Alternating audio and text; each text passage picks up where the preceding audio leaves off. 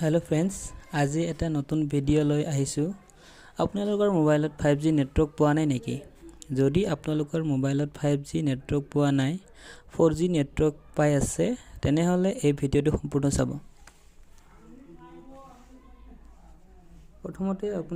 প্ৰথমতে সেটিংত যাব লাগিব সেটিংত গৈ মোবাইল নেটৱৰ্ক চাব মোবাইল নেটৱৰ্ক 3 নম্বৰত চাব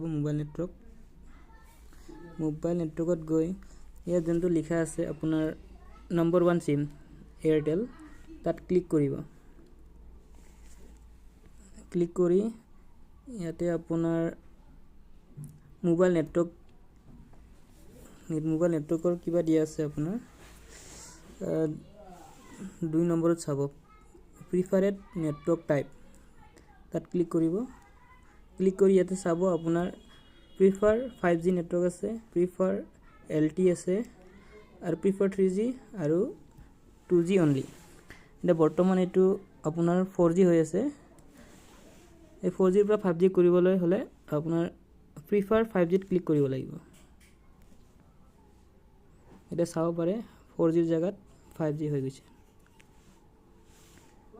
বেক মাৰিব এটা চাব আপোনাৰ নেটৱৰ্কত চাব সম্পূৰ্ণ 5G নেটৱৰ্ক ফুল নেটৱৰ্ক পাই আছে